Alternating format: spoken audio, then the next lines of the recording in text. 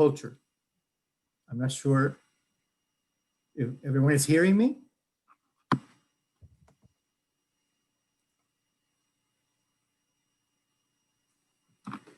Good afternoon, everyone. We're here to celebrate the recent publication of the volume Exile in Global Literature and Culture, Homes Found and Lost, edited by Professors Ashley Milbauer and James Sutton.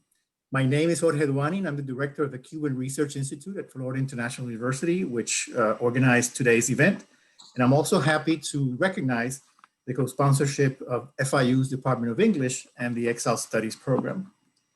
This book was written by prominent literary critics, creative writers, and artists, and gather a number of essays to meditate upon the painful journeys, geographic, spiritual, emotional, and psychological, which are due to exile, rupture, loss, and dislocation. For today's panel, we have brought together several of the many Cuban-American contributors to the volume to highlight the similarities and differences in the Cuban exile experience compared to that of other historical and contemporary population displacements. I had the opportunity to read the book and appreciate the numerous cross-cultural insights, especially in the poetry, narrative, and essays of exile writers from many different countries, including Chile, Cuba, Ghana, Hungary, Iran, Ireland, Romania, and Russia.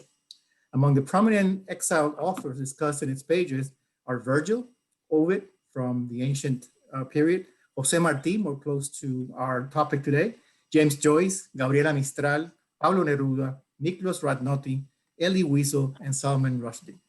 I'm happy to introduce our distinguished panelists, and we'll begin with the book's co-editors, Professors Ashley Milbauer and James Sutton.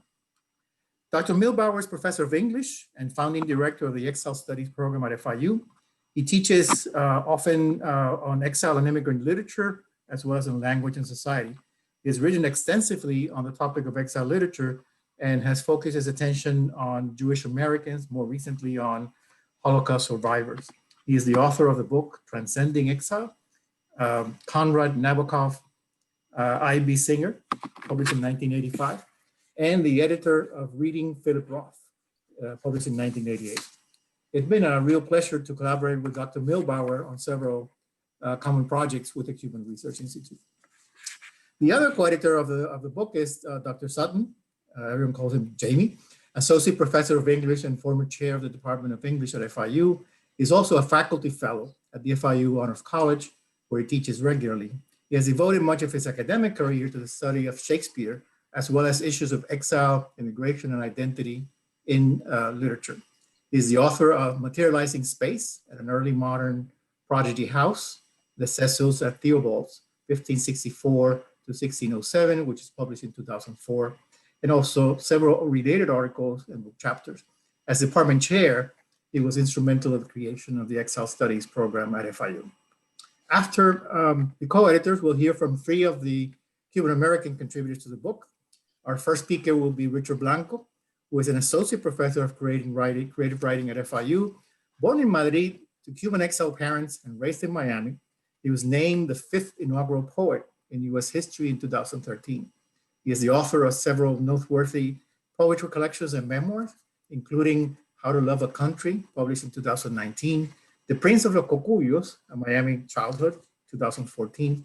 For All of Us, One Today, an inaugural poet's journey in 2013, and City of 100 Fires, published in 1998. Together with Ruth Behar, Richard is also the co-creator of a very fine blog entitled Bridges to and from Cuba, Lifting the Emotional Embargo. We feel very fortunate to have Richard on the FIU faculty. Next, we'll hear from Ana Menendez, an associate professor of English and former director of the Humanities Edge program at FIU.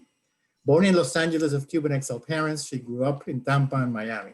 She has published 4 books of fiction: Adios, Happy Homeland, 2011, The Last War, 2009, Loving Che, 2013, and in Cuba, I Was a German Shepherd, 2001, whose title story won a Pushcart Prize. She has worked as a journalist in the United States and abroad, lastly as a prize-winning columnist for the Miami Herald. Her work has appeared in numerous magazines and anthologies, including very recently, the volume Let's Hear Their Voices, Cuban-American Writers of the Second Generation, published in 2019 and edited by Iraida Lopez and Eliana Rivero, which we had the pleasure of presenting last January at Books and Books in Coral Gables. We're also proud to have Ana as a faculty affiliate of the Cuban Research Institute.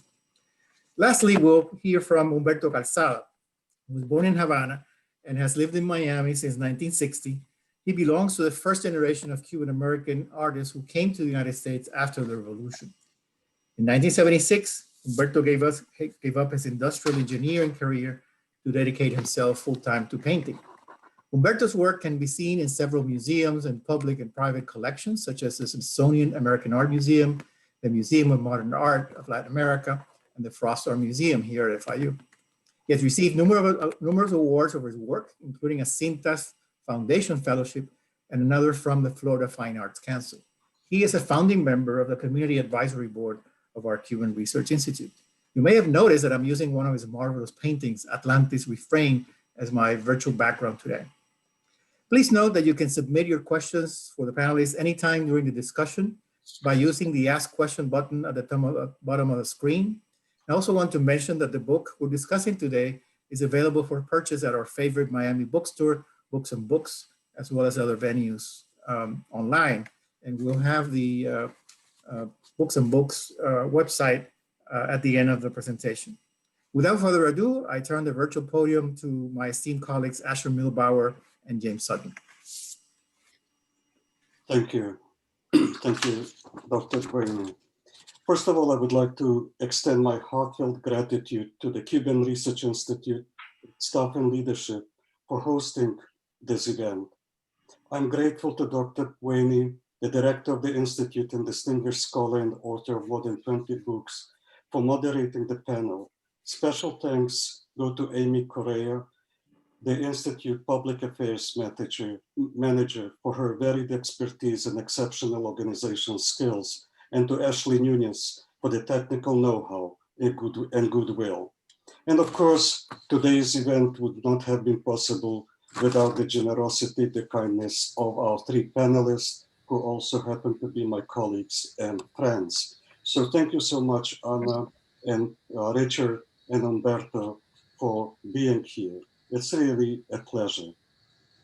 I also want to thank Jamie for sharing with me for the last couple of years a wonderful intellectual journey. We did it together, we traveled together, and I am much more enriched now than I was 2 years ago, having enjoyed the company of James Sutton for the last 24 months. Now, it was 10 years ago that we created and then established the Exile Studies program with an undergraduate certificate program at its core. This certificate program is an interdisciplinary signature enterprise anchored in comparative literary studies and housed in the English department. Exile in Global Literature and Culture, Homes Found and Lost, marks the 10th anniversary of the Exile Studies certificate, the first academic program of its kind in the country. It is informed by our strong conviction that literature provides best grounds for entry into the realm of otherness and assists students and its readers in gaining a clear understanding of self and society in a rapidly expanding global world. As stated in our certificate brochure, the study of exile, particularly literary exile, synthesizes and particularizes the rich and often traumatic experiences of transplantation and helps us build bridges across geographical divides, ideological divergences, and cultural disciplines. Now, just a few words about the certificate itself. For this, many of you who are on the screen know about it, but just for the awareness of the larger audience, the certificate is an 18 credit program driven by academic curriculum, and it includes not only courses on exile and different other disciplines, be it religion, or since it's interdisciplinary, or linguistics, or history, and so on. It also includes the a member of the certificate program's independent study supervised. It's a project supervised by one of the faculty of their choosing. Now, the certificate program extends beyond its curricular mandate. It also provides us with many different kinds of programs, including lecture series, panels, symposia, workshops, exhibits, and so on. And these programs are sponsored, supported by different academic entities at the university as well as outside of the university. And one of them is the Betsy South Beach Hotel that created for us or with us a residency for Exile scholars and writers who come and participate in the program. And if you will want to know more details about the program, we will be happy to oblige and send you information once you make your wishes, wishes known to us. Now I will yield the floor to James Sutton, my collaborator in the proper sense of the word, I would say co-editor, to say a few words about the book and the process of its creation. Jamie. Thank you very much, Asher. And speaking of collaboration, I would like to add that this is not a 5-year plan, but rather a 10-year plan and beyond.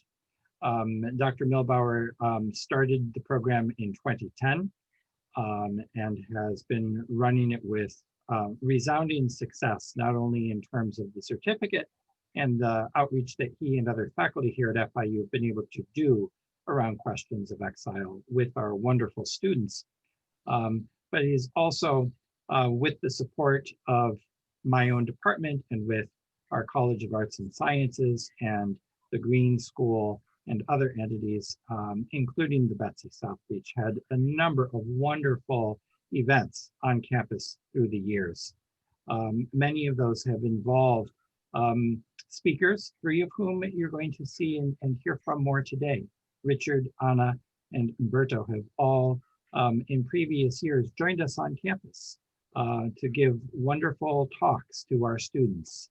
And indeed, the essays that they've written that appear in our book in some way reshape and give rethinking to their talks that they gave. When Asher and I started thinking about this book about 2 or 3 years ago, we agreed that we wanted it to come out in 2020. And we're very pleased that we hit that goal. It seemed that 2020 would be perfect as our 10-year anniversary. And so we see this book very much as, in part, a culmination, a milepost, if you will, of 10 years of wonderful work under your direction, Asher. But we don't see it as the end point. We see it as I said, a milepost, something to continue, to mark the importance of continued work. So we're very pleased to present Richard and Anna and Umberto to you today.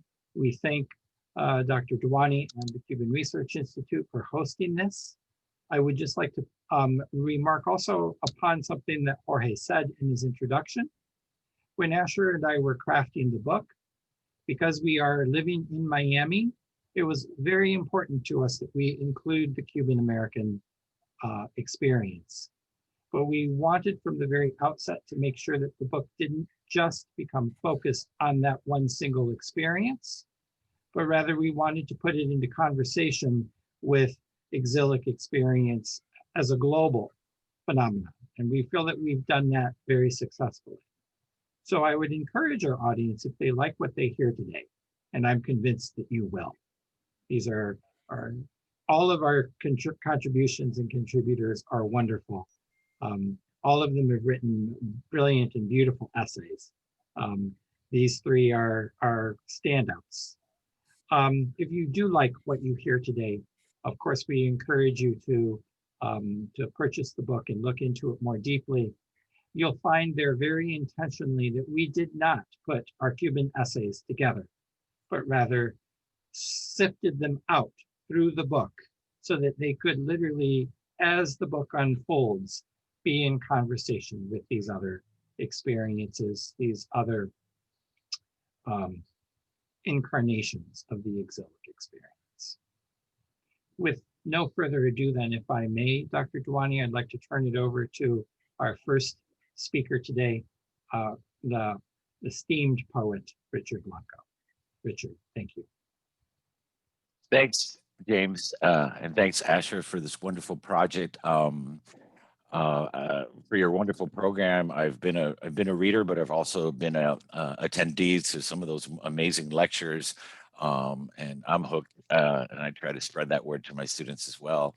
But also, thanks for this great assignment, because in some ways these are thoughts that we, float around my head, are in poems here and there. But it was so beautiful to be able to put all this together. Thanks to your vision. Of course, thanks to Jorge and everyone at the Cuban Research Institute for hosting us. And yeah, I'm just gonna, and obviously to my Ana and to my Humberto for being with us here today. It's a pleasure to be with you here virtually. Wish we could do this in person. I think that's obvious, but someday soon. So I'm just going to read the first couple pages of the piece. The only thing I think you need to know for the piece is that I use excerpts of a long, about 10-page poem that I wrote that's called American Wander Song, and it sort of traces my journey across just since birth, basically, through poetry, in my search for home, belonging, identity, all those things and where they intersect. So I'll be reading those excerpts, which I think you'll see are in a different voice, a different tone. The piece is called Mirages of Imaginary Exile.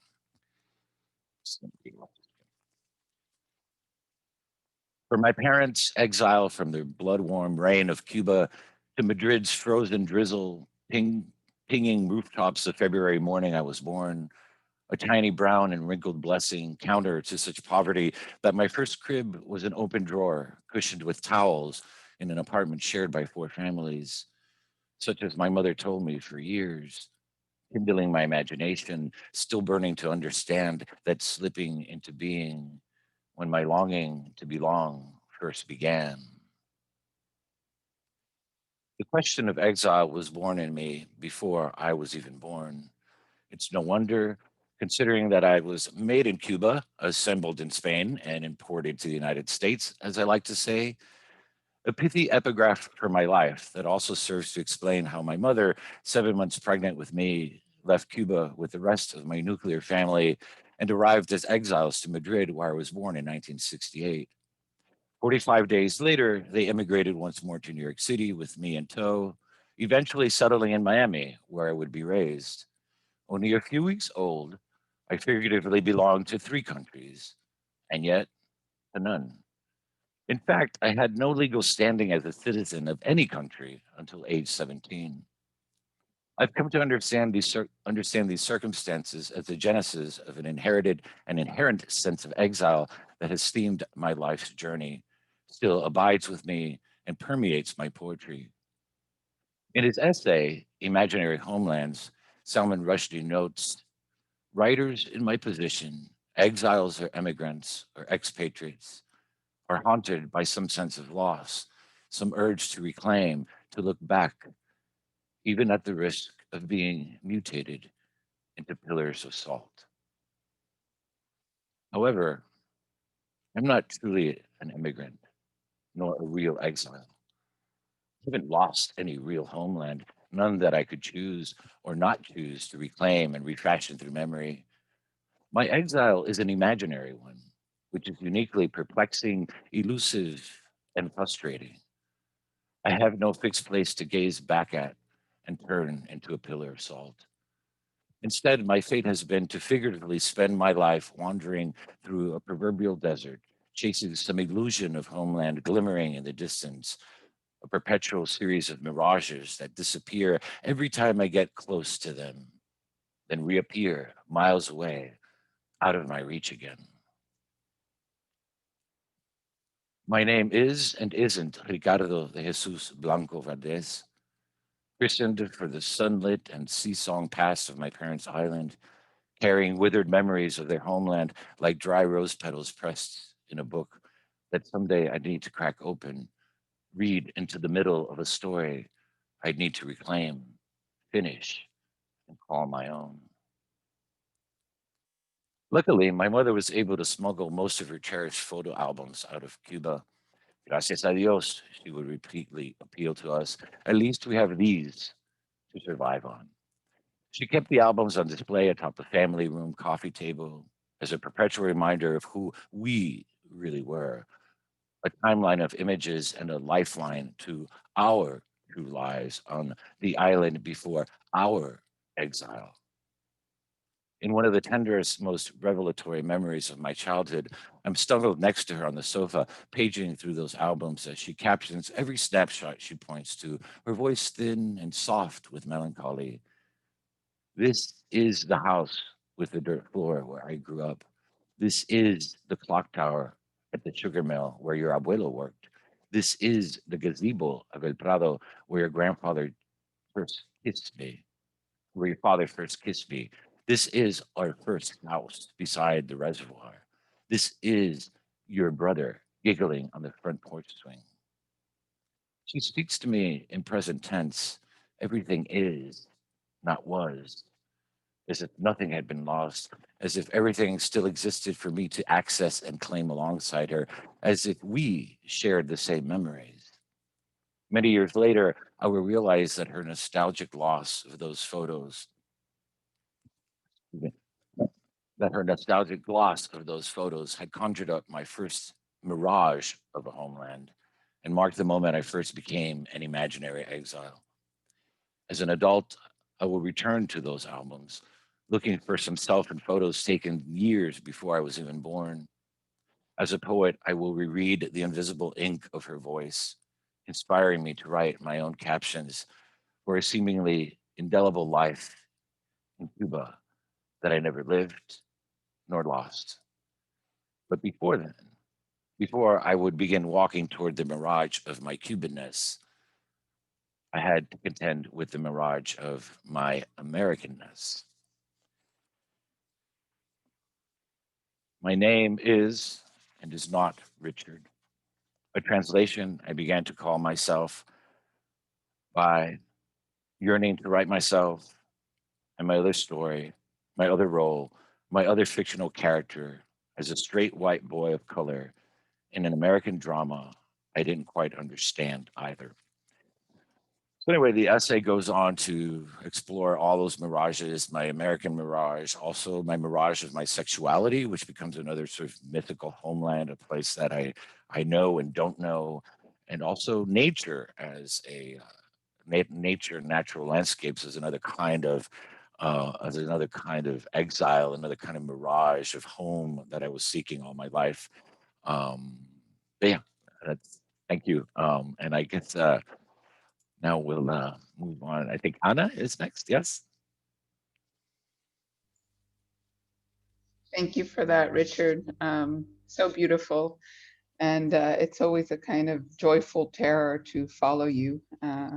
Such gorgeous words, a writer I've long admired. And also to be here with Humberto, an artist that I have cherished for many years. I had a wonderful poster, signed poster of his work that somebody stole from my house. And every time I see his name, I remember that with bitterness. So, but it is a pleasure to be here with all of you. And thank you to Jorge and Amy and Ashley for doing such a brilliant job of putting this panel together. And of course, to Asher and Jamie for conceiving this wonderful book and for giving me the pleasure of being part of it. And just being wonderful editors as well, very patient and giving editors. So I'm very grateful for their work on this piece with me, which was as wide-ranging as my life to now has been. So I was very grateful for their brilliance. It, as Jamie mentioned, it was the essay originates in a talk that I gave that was organized by Michael Gillespie and Asher some years ago, and I was very lucky to come and speak to FIU, and so this was born out of there. I'm going to read about the last six or 7 minutes of the essay. It's the last part of it, so Spoiler alert, I guess. Um, and I'll start here. In 1325, a 21-year-old Berber we know as Ibn Battuta set out from Tangier to complete the Hajj. In those days, the trip took 16 months, but 24 years passed before he saw Morocco again. Whether or not he visited all the places he claimed to, his wanderlust is not disputed. He wrote, "Swayed by an overmastering impulse within me and a long cherished desire to visit those glorious sanctuaries, I resolved to quit all my friends and tear myself away from my home." 300 years later, the great haiku poet Matsuo Basho recorded his feelings on the eve of a long journey in almost identical words. "Days and months are travelers of eternity," he wrote. "So are the years that pass by. Those who steer a boat across the sea or drive a horse over the earth till they succumb to the weight of years spend every minute of their lives traveling.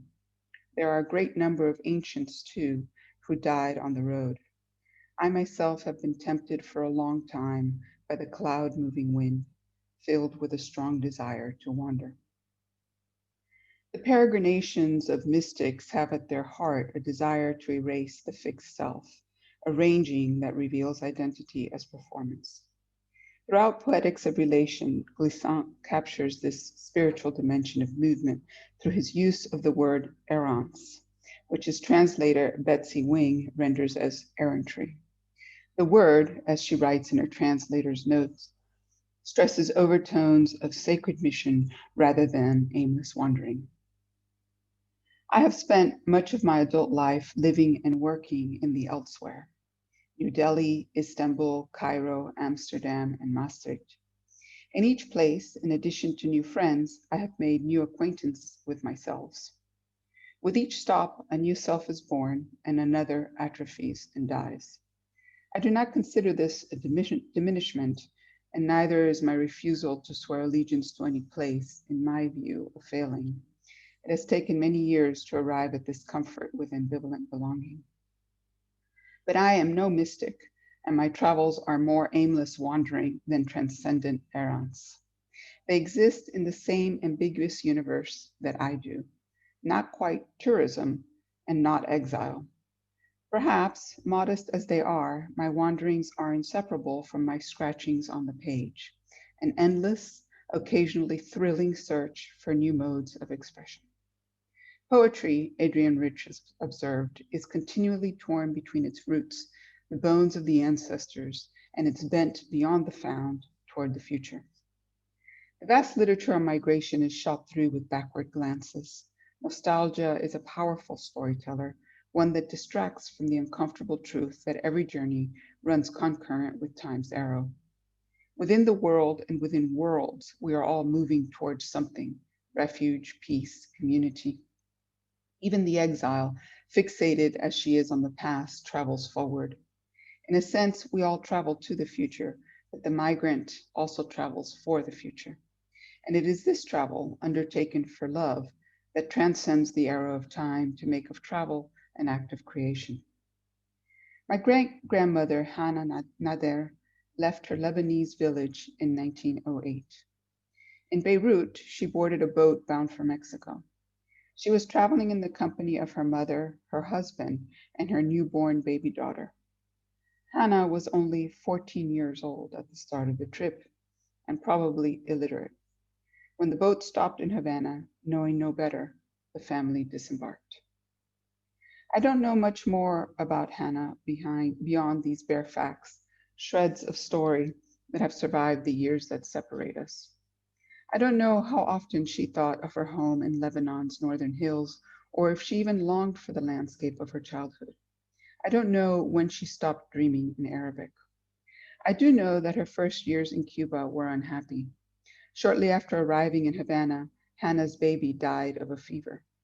And not long after that, Hannah's young husband was killed in what his death certificate recorded as a train accident, and to my mind, may have been suicide. But Hannah remarried. Her second husband was also a Lebanese immigrant, born Ignatios Kuri in the little village of Menjes that today lies on the Syrian border. In Cuba, as perhaps both tribute and disguise, he took the last name Mendez, and it wasn't until 3 years ago that we, his descendants, learned his real identity. I say real without knowing exactly what that means. His surviving daughter refuses the name Curry, saying she was born a Mendez and will remain a Mendez. In this way, too, identity is transmitted and fictional selves become real. Hannah Ignatios became Juana and Manuel, and they had 8 children, of which my maternal grandmother Kika was the 5th and oldest of 3 girls. I often think of Hannah, who bid her father and her siblings goodbye at the turn of the last century, boarded a ship, and crossed a wide sea to meet new tragedy. And then, somehow, she managed to write for herself a new story. She did all that not for adventure, which is my privilege now, but so that her daughters might live, and her daughter's daughter, and me, sitting on the edge of a new century, surrounded by new migrations and new losses. Then again, perhaps Hannah also fled under the palliative haze of adventure, escape as a species of happiness. Perhaps the vertiginous thrill of travel is my inheritance. I think of the hundreds of thousands of women who, their men destroyed by violence, still flee across borders with their children. Don't they sing their babies to sleep? Don't they tell happy stories to light the darkness? Maternal is refuge and vehicle, that which preserves and that which, like poetry, conducts toward the newly made. All of us are born across this threshold by our mothers. Perhaps this too can be the kind of world travel that Lugones describes as a loving way of being and living, the creative, even sacred motion that we undertake to remake the world step by forward step. Thank you all for listening, and I will very happily turn it over to Humberto.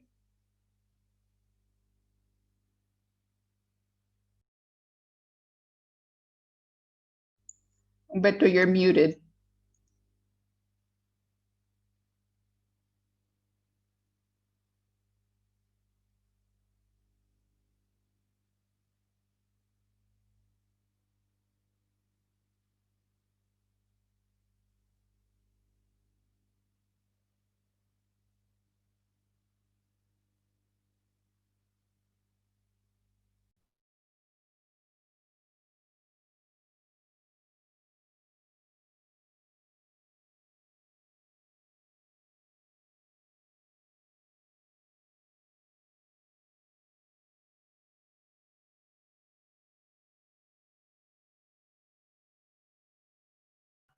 Okay.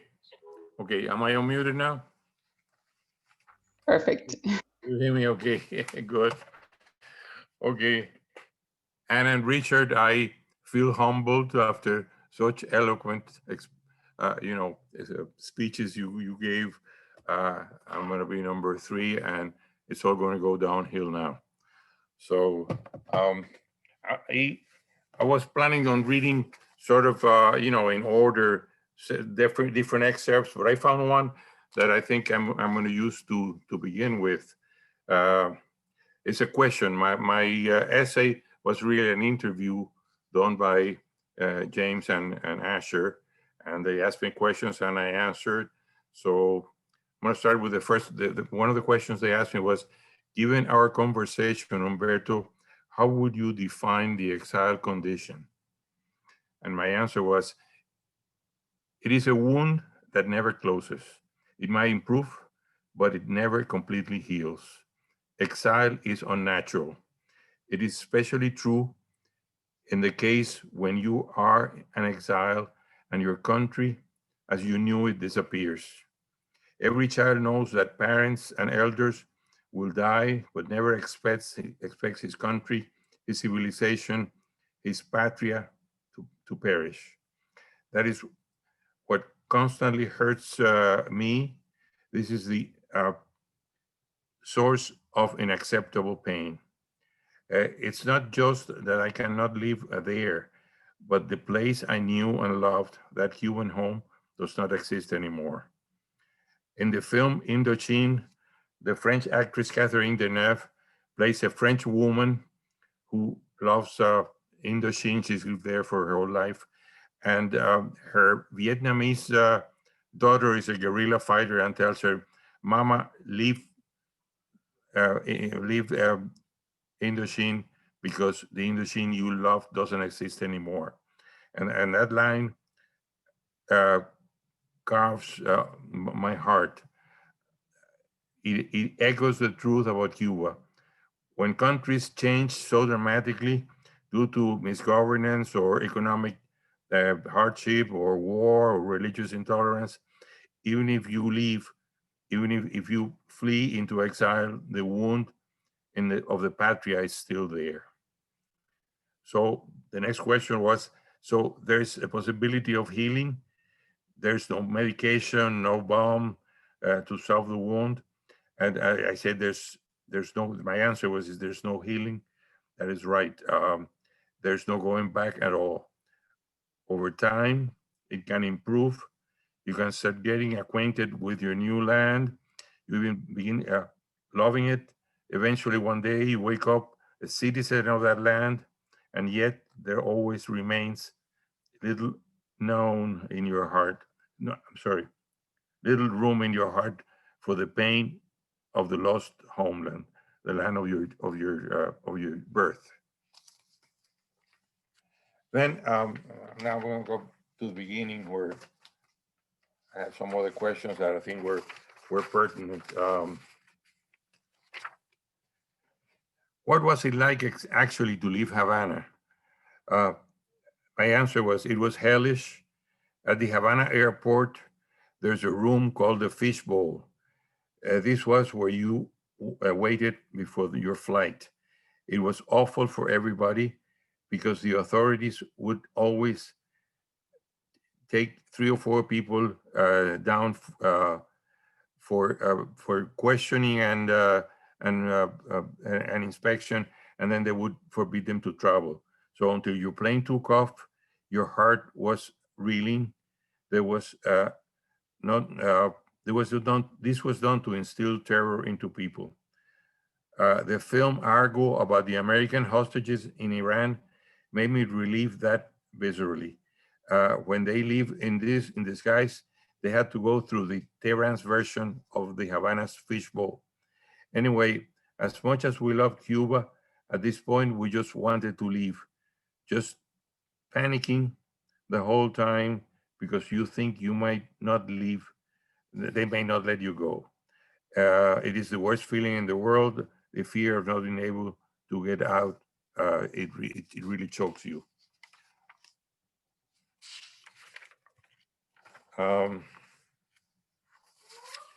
Can you talk about how nostalgia, family, and home might be linked together in your life and in your artwork?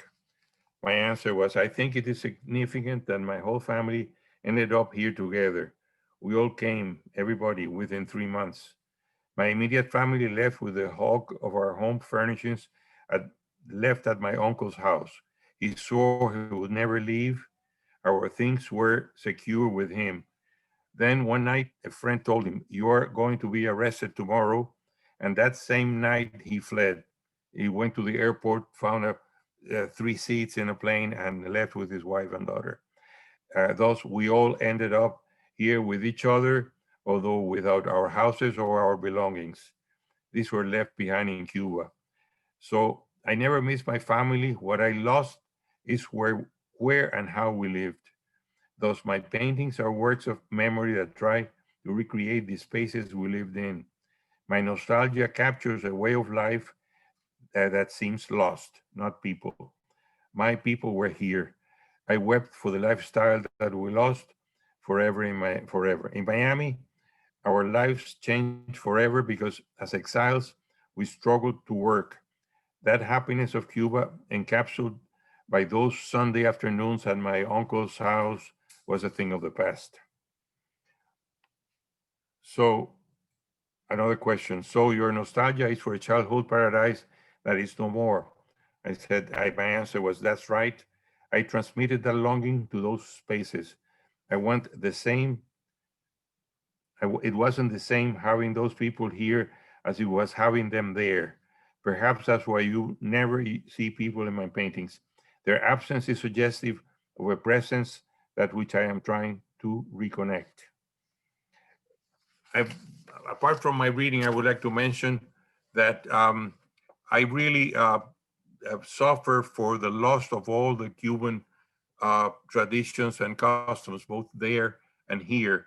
And just the other day, I was thinking of, for example, on Mother's Day, we used to wear a red carnation if your mom was alive, a white carnation if your mom had passed away. That was immediately lost. That nobody even remembers that. I it pains me that in Cuba they don't know what Cuban coffee is because they have been mixing it with chickpeas, to increase the volume. So the taste has gone, to hell. There's a lot of Cuban dishes they don't know, and over here because of commercialism, we have turned them into something, which is like a caricature of what they were. Many other things. I mean, I think this government has destroyed every tradition that we had in Cuba. Every aspect of the Cuban life as we knew it is gone, and that really pains me because there's no way to pass it on to our children. Orally, I had some communication with my children, and I instilled in them some interest. In fact, both of them, my daughter and my son, went twice to Cuba, but eventually they graduated from college and went to work, and now they're right into the American mainstream, living their lives as normal, and their interest for Cuba has waned. So I find it very, very painful because, as I said, it's very unnatural to see your civilization, your culture die. Okay, so that's basically my input. Any questions?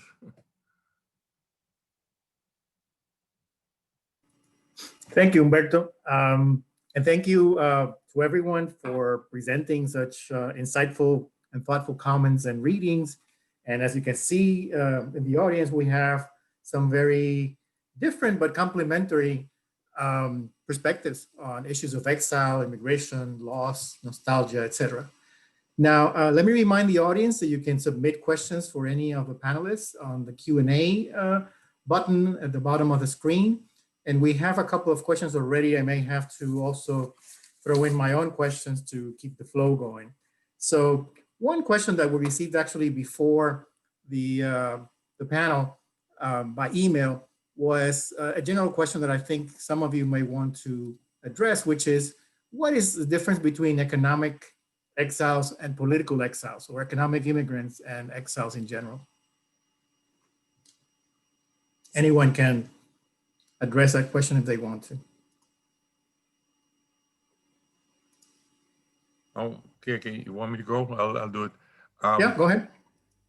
Right now, there's a lot of people coming from Cuba that considers themselves economic exiles because they're really coming. When they come and they go to TV interviews, they say, I'm not coming because of the politics, I'm coming because of the economy. But they don't realize they are political exiles because the reason they're starving is a political reason.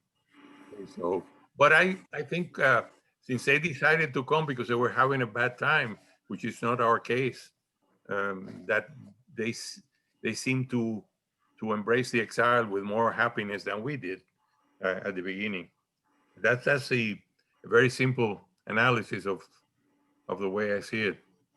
Okay, if you're an economic exile, you're more of an immigrant than you are an exile. Okay. Does anyone else want to share their thoughts on this? Just want to add, it's maybe a too fine of an academic point, but Edward Said, who is one of my favorite writers on this topic, has a wonderful essay called reflections on exile. And he makes the point that exile is rooted in the age-old practice of banishment, going all the way back to the first poets, and that refugees are a creation of the 20th century state. And so it's a rather fine distinction, but I think one that I know that Asher students are taught to make and taught to tease out those kinds of distinctions. Do our editors want to add something, Asher or Jamie?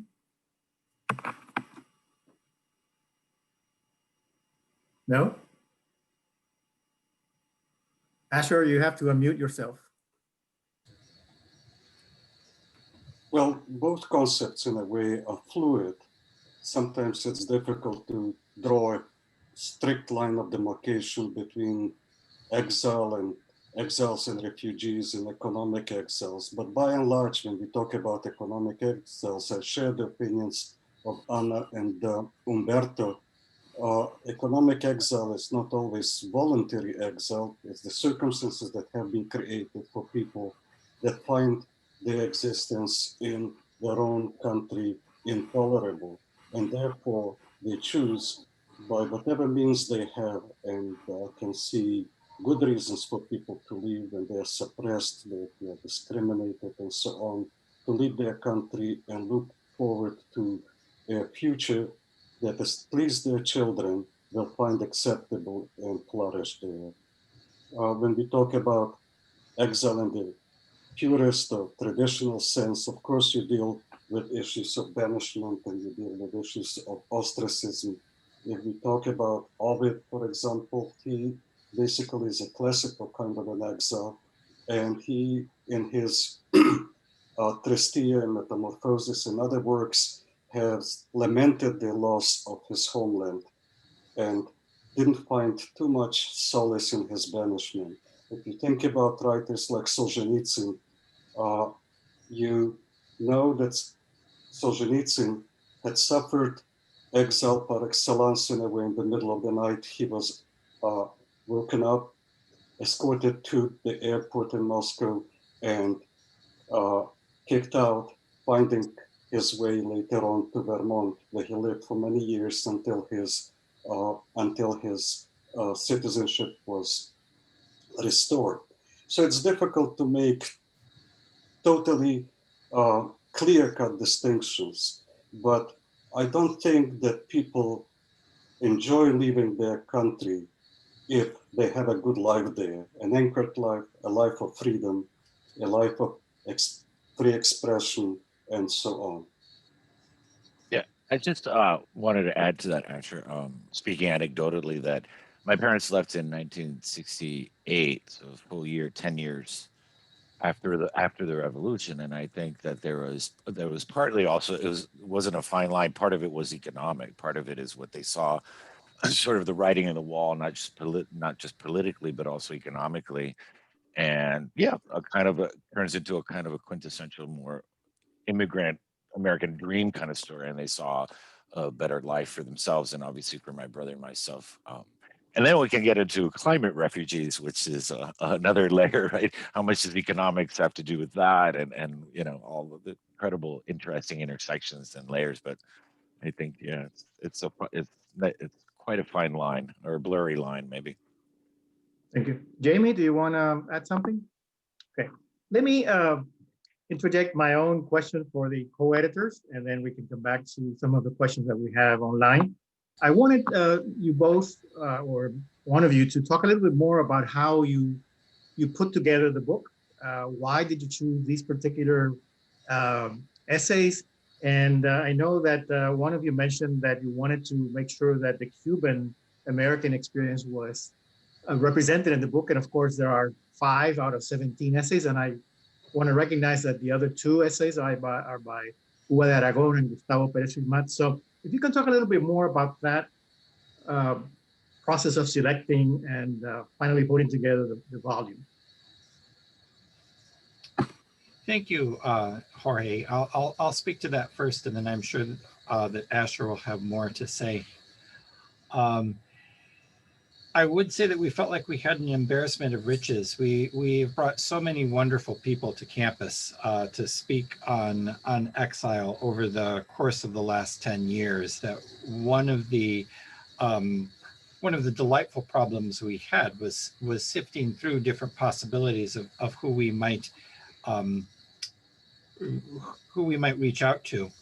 I think one of the aspects that made this journey so pleasant was that without fail, everyone that we asked to contribute agreed and was delightful to work with and very responsive in terms of getting their work in on time and working with us well as editors. But that doesn't really speak to your question.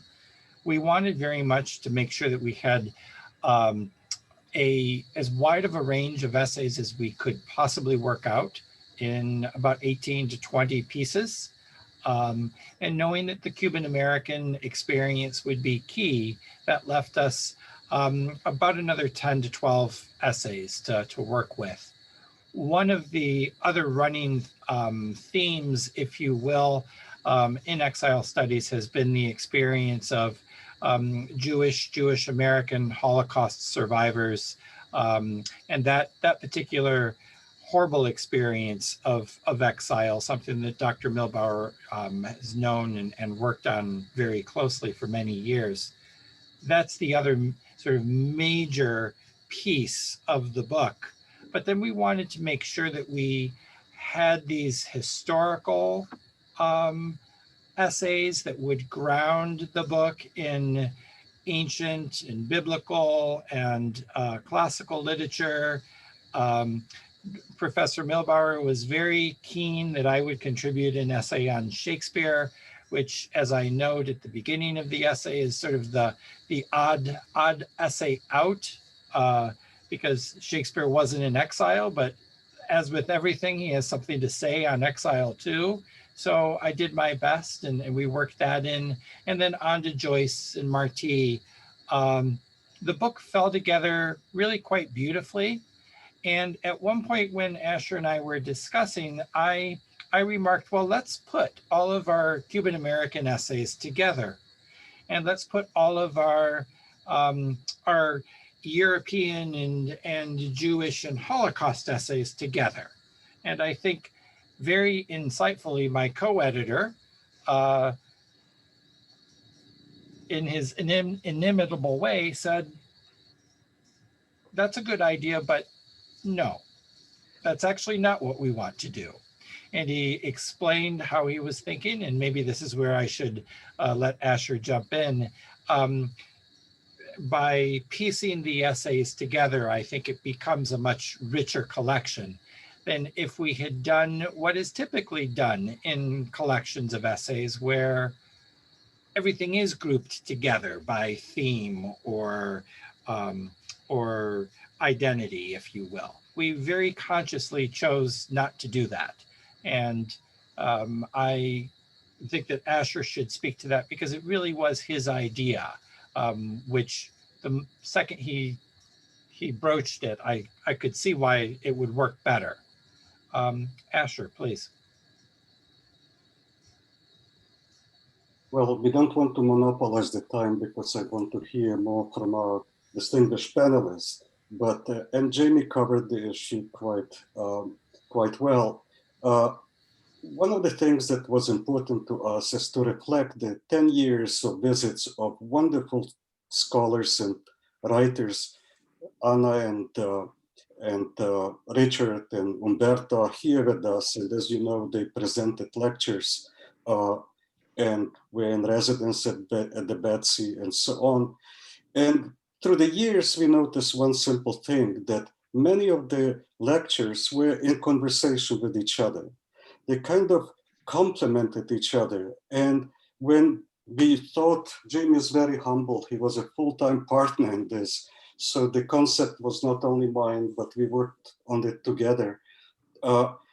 We wanted the essays that will go into a book. And you understand that Exile is a rich experience.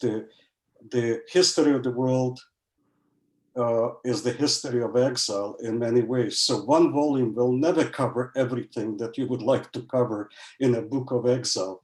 But we wanted to create a collection that will be as inclusive as possible, and where the essays or the lectures that we heard before, although these are not the lectures that we have in the original pieces, but the ideas will reflect the conversation, will reflect the discourse. And I think that was one of the most important things for us. Also, the students in the Exile Studies program, and the students in general at Florida International University, and the university is kind of projecting a university of the future in many ways by its inclusivity and by the nature of its demographics and so on.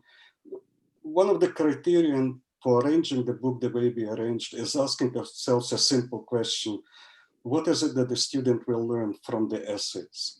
And these essays, I think, are very informative. I have not assigned the book this semester for my class in Exile Studies, but recommended the book to them, and they find the essays absolutely compelling.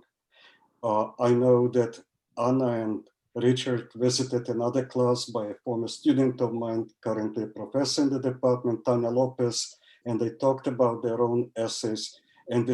And I was not there, but the responses from the students that I heard make me feel as if I was there.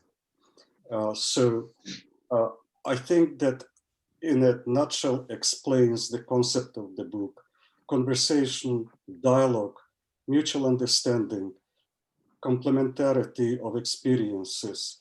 All those things were important for us when we were putting the book together. And then, Thank you, Asher. Jamie, yes. How could we not have a major contingency of the Cuban American writers and thinkers and poets in whose midst we live and whose experience we also live? How could we not have them so heavily represented in the book? Thank you, Asher. Now we want to pick up some of the questions that are coming in through our Q&A button. And here's one that I think might be appropriate for one of our three panelists. It's from Alexandra Pekarich. And she says, she wonders, how does having a large extended Cuban American community around you in South Florida help ease the pain? Or are there too many reminders of what you have collectively lost? Any one of the panelists wants to answer that or address it? Yeah, I can answer it because I mentioned it in my interview. It's a double-edged sword. I think it eases the pain, be surrounded by people that feel this exactly the same way as you do.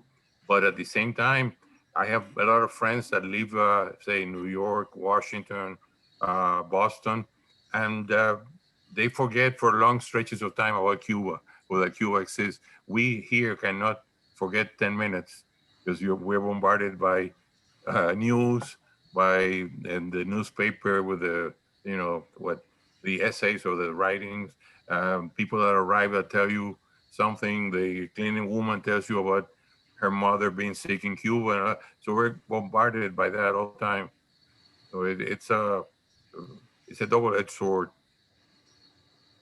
Yeah, I write about this in the piece too, which is where I ended, which is the imaginary homeland of the United States. As I think it was Liz Balmaceda that said something like, "We love living in Miami because it's so close to the United States," right?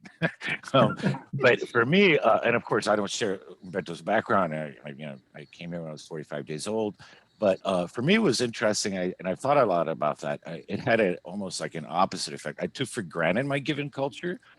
Everybody was Cuban. 90% of my class, 95% of my class were students with sort of similar backgrounds, similar stories.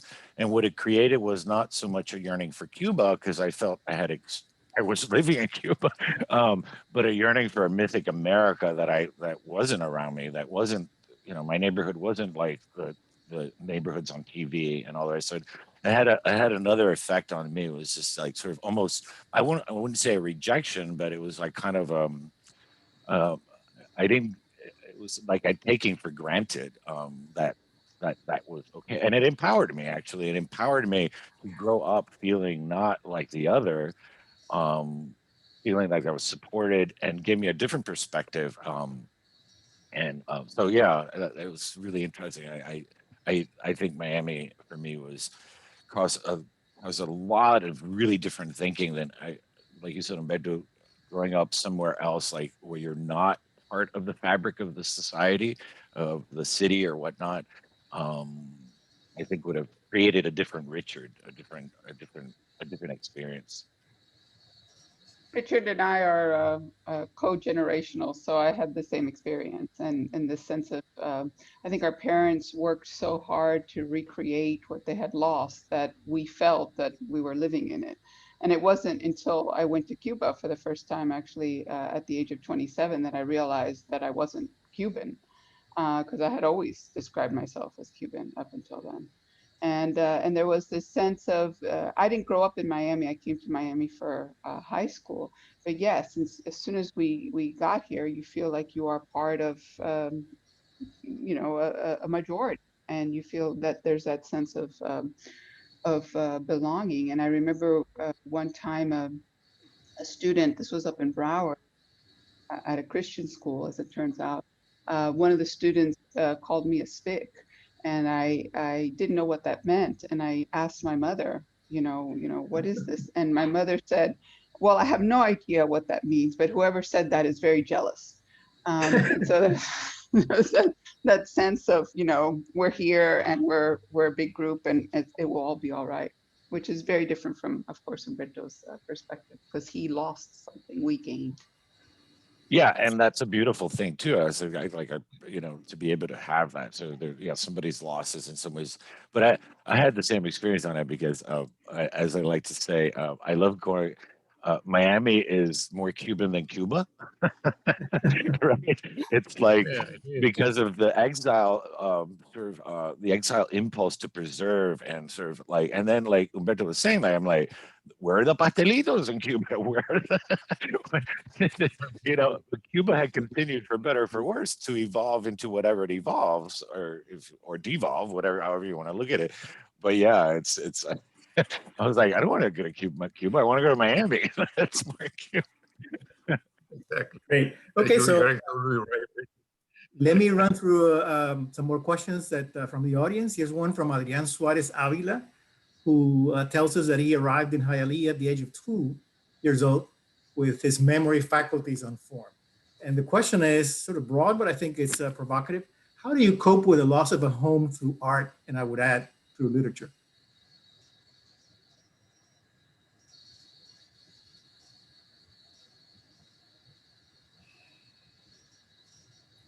Too big a question, huh? No, I'll say rather quickly. It kind of bleeds from or it's kind of connected to the last topic we were talking about. I didn't realize that I had questions about identity per se because of growing up in Miami, and I think when I came to writing, it opened up. Um, it was a threshold moment. It was just opening up all these questions about belonging, exile, my parents' stories that I didn't even know I had. And so art became a way to uh, sort of explore all that experience, to go back and to go back to the fine details of your life, to go back in time and reconstruct yourself in art. And that for me was the experience, and something that's still with me today. Art became a way to claim, to reclaim, to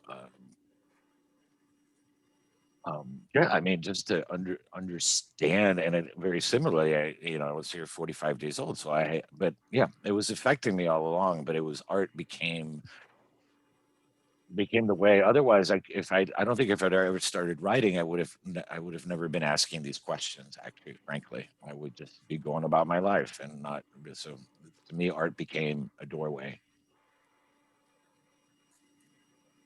And the thing with narrative, any kind of narrative, whether it's a visual narrative or a written one, is that it creates worlds. And in a sense, it was that rebuilding of the fragmented world that our parents inherited, and to me, it was a way of piecing that world together in a fictional sense, which memory does as well. And I love Umberto's comment about how there's no people in his work, which I found absolutely fascinating. I mean, I don't mean to, but I find that's part of the answer here. I don't know, Umberto, what do you think? Well, it's when I went to Cuba in 2008, and I visited several of the houses of my relatives, and I couldn't even get inside. They were sort of shut down, closed.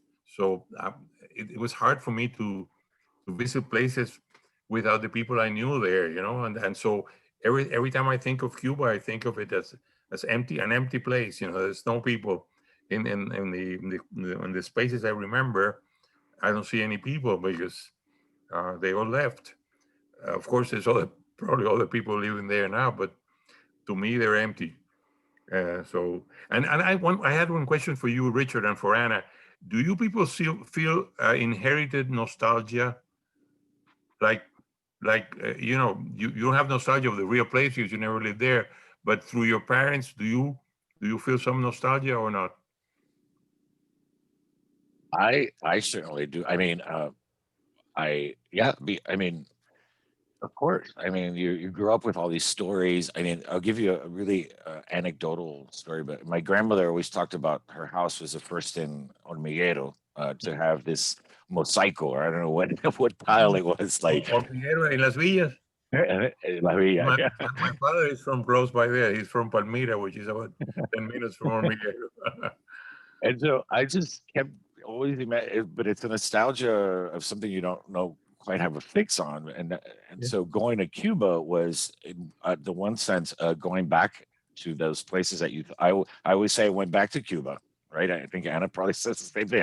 I went back to Cuba, right? And I was never there. But anyway, I go to my grandmother's house, and there's the tile that she talked about all her life, and I start crying as if I had lived, as if I had played as a child in on those tiles. And yeah, it certainly, I think it's an inherited kind of nostalgia and a longing. But it's probably a little more complex than that. It's because I think it's also just to know who you are, right? So you're longing not for just a place, but also through this place that you identify with your parents, but it's not accessible to you. So it's kind of a nostalgia of a nostalgia, if that makes sense. It's just I had that a we're very similar, sorry. No, go ahead, Umberto.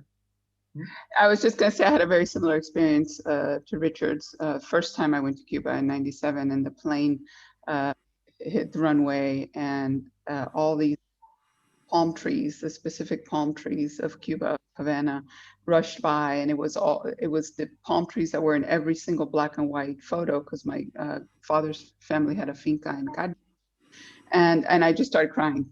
Again, not my trees, not my landscape, but I just started crying. Interestingly, by the time I went the last time, where I went with Ruth Behar, wonderful trip that we made, I forget where it was, 2017 maybe, I cried when I left.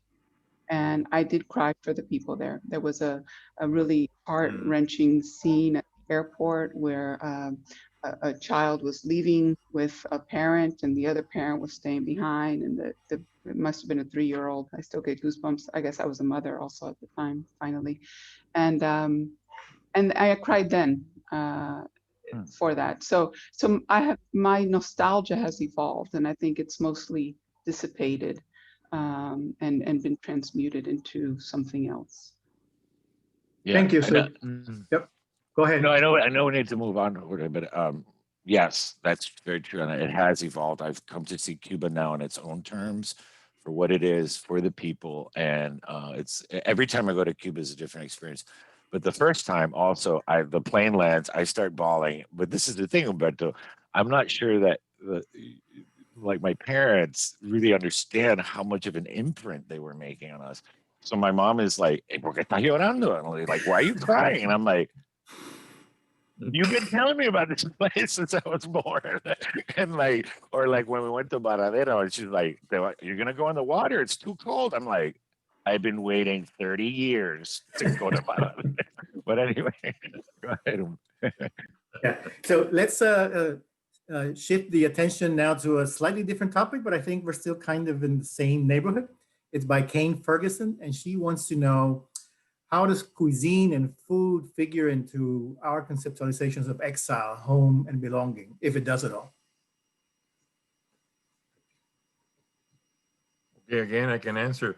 It's vital. I mean, for Cuba being a civilization comes from the Mediterranean, food is so important, and moms worry so much about their kids being, or their grandkids that have been fed properly, that, you know, they cherish doing all the recipes, you know, and thanks to Miami, we have been able to preserve 90% of the, or 99% of the Cuban cuisine. In Cuba, they don't know half of the dishes that that we know. They don't know what a frita is. Can you imagine? A frita, which is it was sold in Cuba in every corner. In 1968, when they confiscated all the little, private salesmen or ambulant salesmen, that disappeared. So my only criticism, I think at the homes, the cuisine has been preserved pretty well. At restaurants, I have my complaints, you know, that due to commercialism, they take shortcuts, and they, you know, do things that, for example, the black beans don't taste like anything. I think they open a can and warm it. So I always complain to them, you know, these beans don't taste like anything. But at least, you know, a lot has been preserved over here.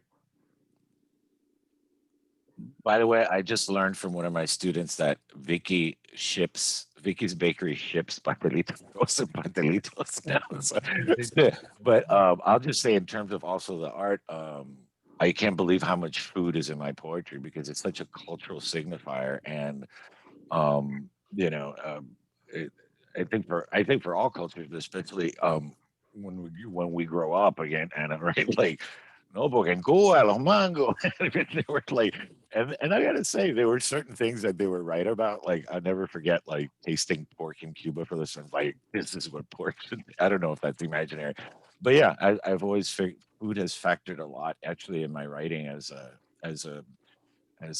kind of sensory device that makes me feel close to my culture. And yeah, first thing I do. I bet your mom still worries that you're well fed. Yeah, well, yeah. You know. And then, but in terms of carrying traditions, I realized, wow, when my mom passes away, I'm never going to be able to taste my mother's cooking. And like you said, cooking in Cuba is different, and it's just somewhere else, not the food I grew up on per se.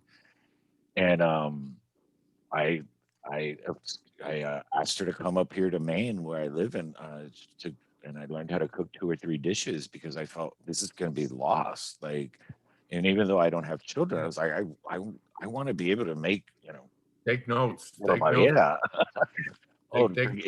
Yeah. Notes. Forget notes. She was just like,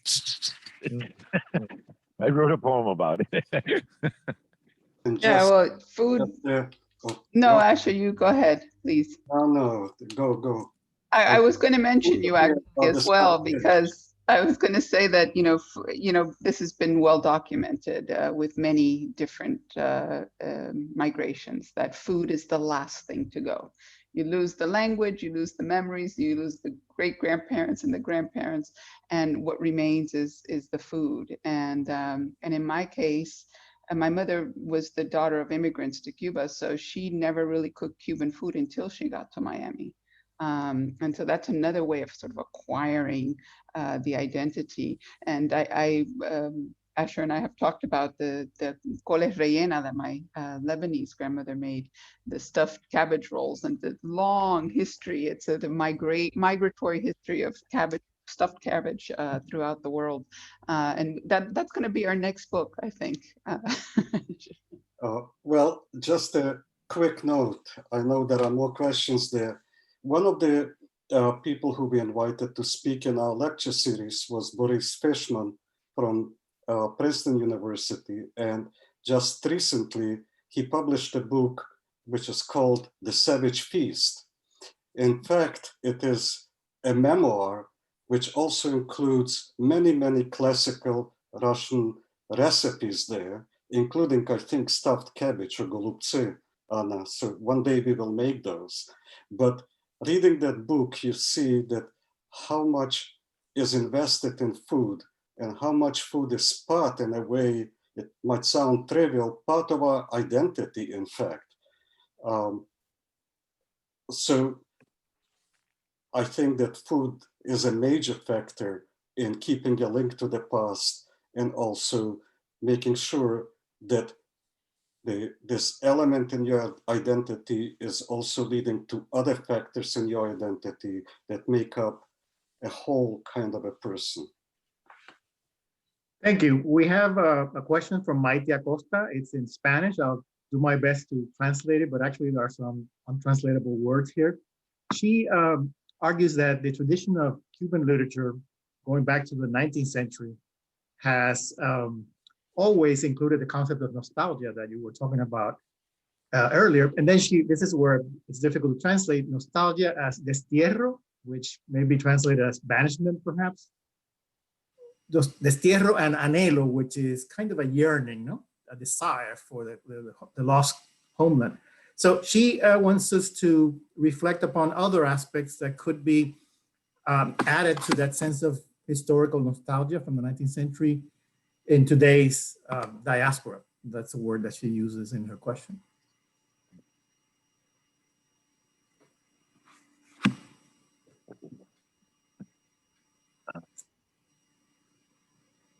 No one? I'm kind of, Anna? No, I just want to say that destierro is one of the great words. It's Yep. like a de-earthing, like a yanking from the earth. And it's I've tried to translate the word, and I think I once came up with a passable translation, which I can't remember now. But it's a violent word, and yes, it is very much part of Cuba's story, right alongside with jailing of poets that goes all the way back to the colonial period. Yeah, I think You I love that word too. I think that's, I mean, I actually use that word all the time in Missing Desterrado, on earth, without earth. Even for someone that grew up here at 45, there's some kind of sensibility that I just have no home. I mean, it's sort of what I write about in the essay. But in terms of 19th century, I've used Jose Marti's essay, Nuestra America, of course, to think about that in the broader sense of also Latinx literature in the United States, and also just these broad themes. But I date back this sense of nostalgia, and I think I have some of my students here, the sense of nostalgia and longing and whatnot, all the way back to in some context, that this kind of exile or this kind of yearning of some kind of liberation, freedom, whatever, that goes back in other ways, and then if you look at Jose Marti himself, of course, an exile, right? So and the interesting element of that, and having to do with American culture too. One of the biggest statues of any poet in our country is Jose Marti, right on Central Park. So I do try to make those connections across time in my classes, at least. I think Okay, that the best, yes, sorry. Humberto? No, I was going to say that the best illustration of destierro is when you're in Cuba and it's about to rain. There's a smell coming out from the soil that we don't have here, and when you're back there, you say, "Oh my God, I had forgotten that this existed," and also the smell of the water. Somehow I smelled that in Puerto Rico, and it reminded me, but in Cuba, the ocean smells much stronger than it does here for some reason. So and those are, I think, illustrate very well destierro, because there are things that are coming from the land, and we don't have. A really interesting word. Yes. Yeah. So our colleague and fellow collaborator to the volume, Uva de Aragon, has a question about generations, right? And going back to that question that I think was raised earlier. And she would like you to comment on the effect of exile on different generations, and notes that Both Richard and Anna go back to their ancestors, and Humberto is thinking about his children and grandchildren. So generations and exile.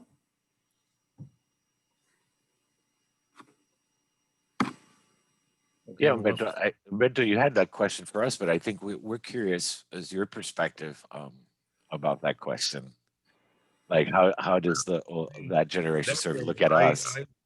I tried to Cubanize my kids from the day they were born, you know, to the core. I mean, maybe I did it. Maybe I overdid it. Okay, but anyway, I crammed Cuba to them in everything, in music, in food, in everything. And in fact, they went twice. Both of them went twice to Cuba, and you know, I think I did raise an interest in them. My daughter is an architect, and she went first time with the School of Architecture, loved it, went back to do her thesis. She did like an invented nursing home in Avenida Los Presidentes in an empty lot there or whatever. But then the second time she said she saw so much suffering that she couldn't solve that. She said, I'm not going back anymore. And from there on, I think, well, she started working, and my son the same. He went to do, the first time he went to do a documentary about Paya, and he landed the same day that they arrested the 75 dissidents or whatever in March of 2003. So he had to abort the project, and then he went back with me in 2008, and he really loved it. But then again, sort of lost interest.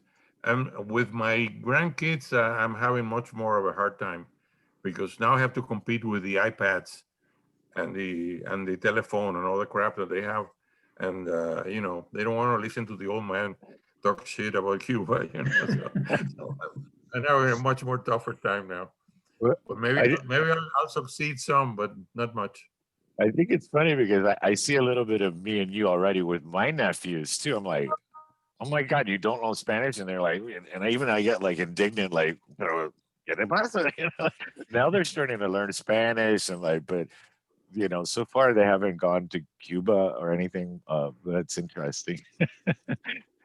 Humberto, Okay, so in our book, you also have, in our book, in the interview, you also have several paintings and one photograph, and that is a mural you have done for your daughter's dining room. And you really took the pains of going and photographing that mural together with the dining room table, this place of great hospitality. And when we talked about it, you intimated that in a way, having that mural and your daughter asking you to paint that mural in her house is basically almost ensuring that the legacy will be passed on to the children and the grandchildren. Can you comment on that? I have. In fact, I have I have 3 grandchildren, and I hope I have a 4th one because my son has only 1.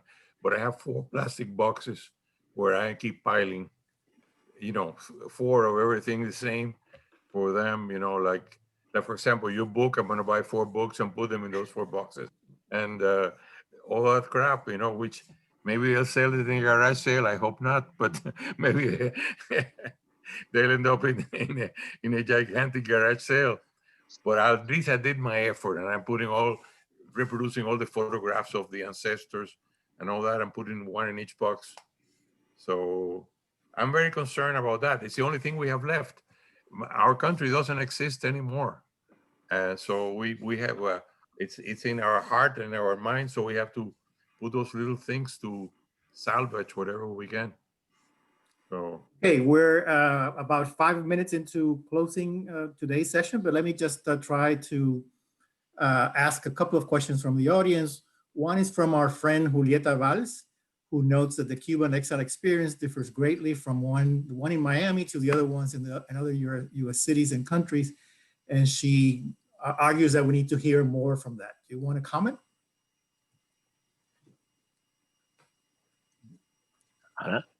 I've been here I grew up here, but I would acknowledge that I've seen an interesting differences, but I've not lived anywhere.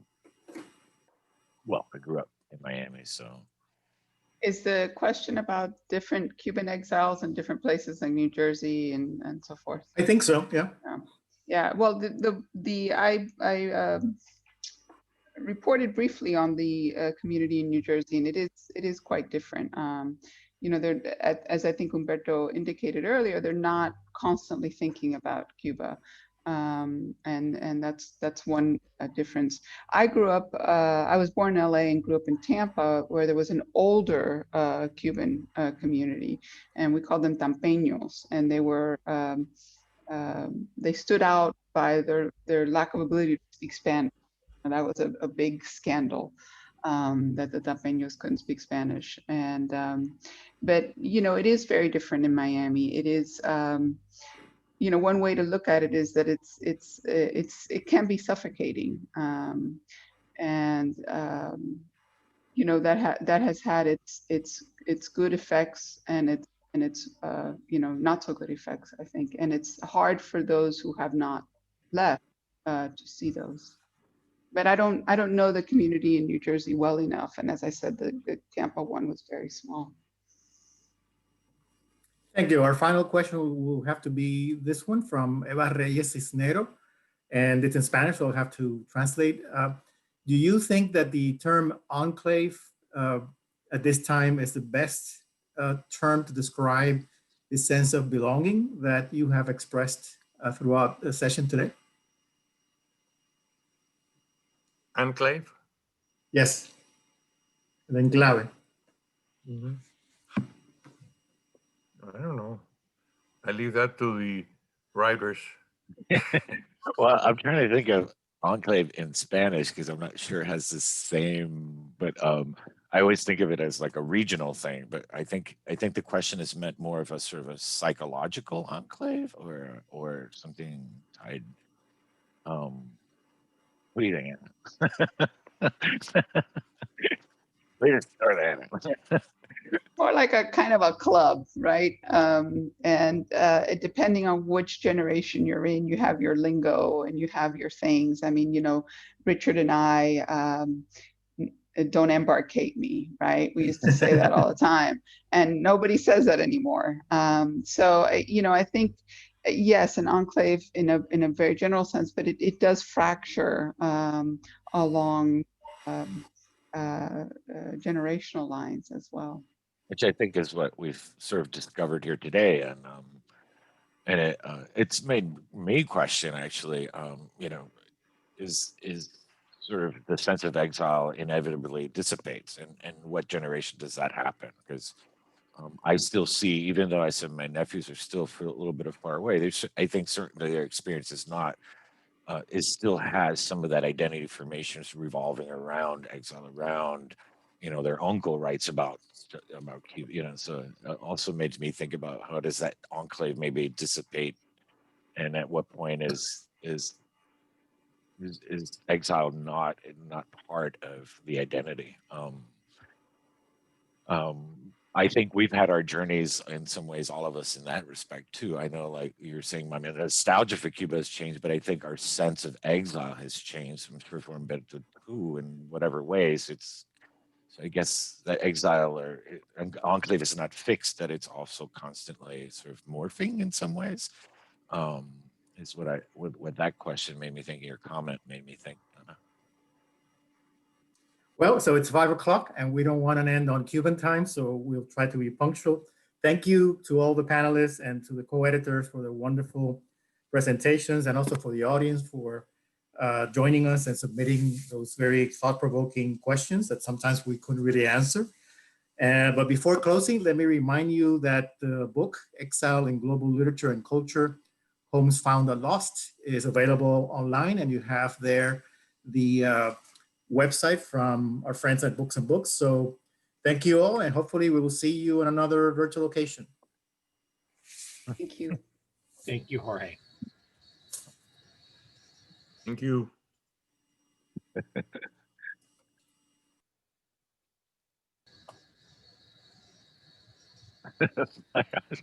I never know what to do now. Oh, Guess we we're don't know still, how to turn it off.